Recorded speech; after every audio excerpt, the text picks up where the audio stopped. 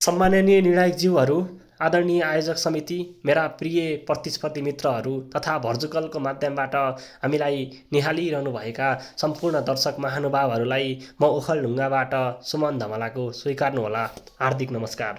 आयोजित वक्तृत्व कला प्रतियोगितामा मेरो वक्तृत्व कलाको शीर्षक रहेको छ आशाको खोजीमा नेपाली युवा। आज म यहाँ कुनै कथा सुनाउन आएको होइन, कुनै सपना बेच्न पनि आएको होइन।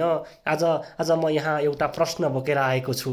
नेपाली युवा के साँच्चीकै असफल हुँदै गएको हो त कि उसलाई निरन्तर निराश बनाइदै लगिएको हो? आज आशाको खोजीमा नेपाली युवा शीर्षकमा आफ्ना विचार राख्दै गर्दा म एउटा तथ्यसँग सुरु गर्न चाहन्छु। आजको नेपाली युवा आशाली छैन, असक्षम पनि छैन र अयोग्य पनि छैन। तर विडम्बना के छ भने उसको श्रमको मूल्य विदेशमा छ, उसको सपनाको ठेगाना भिसामा छ र उसैको देशमा, तर उसको भविष्य अनिश्चित छ। आज नेपाली युवाहरू देश छोड्न रहरले होइन, आशा खोज्न बाध्य भएर विदेशिँदै छन्। हामी भन्छौँ युवा राष्ट्रका कर्णधार हुन्। तर जब युवाले रोजगार माग्छ, हामी भन्छौँ केही समय धैर्य गर। जब युवाले अवसर खोज्छ, हामी भन्छौँ लाइनमा बस र जब ऊ निराश भएर विदेश जान्छ अनि हामी उसलाई दोष दिन्छौँ। अब प्रश्न उठ्छ, के दोष युवाकै हो त?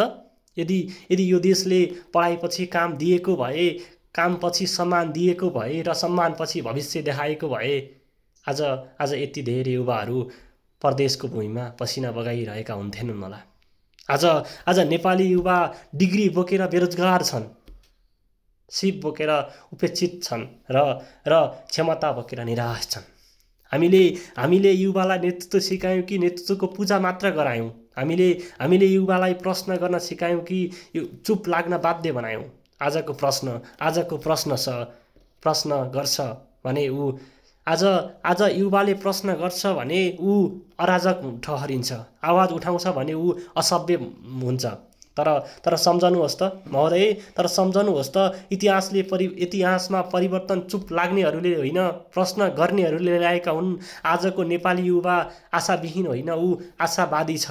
तर त्यो आशा उसले आफ्नै देशमा भेटिरहेको छैन। आज हामी गर्व गर्छौँ हाम्रो युवा पुस्ता विदेशमा सफल छन् भनेर। तर कसैले सोध्दैन किन यो सफलता देशभित्र सम्भव भएन। देश युवाविहीन हुँदैछ, गाउँहरू रित्तिँदैछन्। आमा बाबुहरू छोराछोरीसँग होइन, उनीहरूको तस्बिरसँग कुरा गरिरहेका छन् र हामी अझै पनि भन्दैछौँ सबै ठिकै छ। हो ठिकै छ, तर कसका लागि ठिक छ?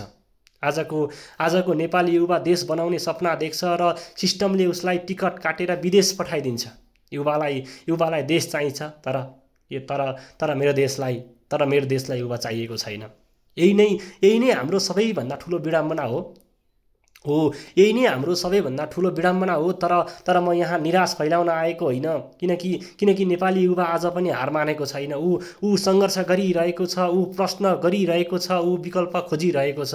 आजको नेपाली युवा आशाको खोजीमा छ र त्यो आशा कुनै व्यक्तिमा होइन, कुनै दलमा होइन, कुनै प्रणाली परिवर्तनमा छ। यदि हामीले युवालाई सुन्न थाल्यौँ भने, यदि हामीले योग्यतालाई अवसरसँग जोड्यौँ भने, यदि हामीले राजनीतिभन्दा माथि राष्ट्रलाई राख्यौँ भने त्यो दिन नेपाली युवा देश छोड्न होइन, देश बनाउनेछ।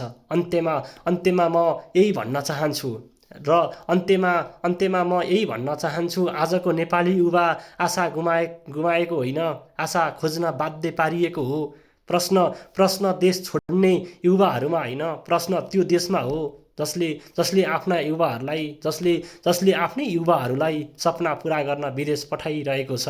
र यही एउटा प्रश्न तपाईहरूको जिम्मेवारीमा छोड्दै म आफ्ना केही भनाइहरूलाई यहीँ टुङ्ग्याउँछु। हस्त, धन्यवाद।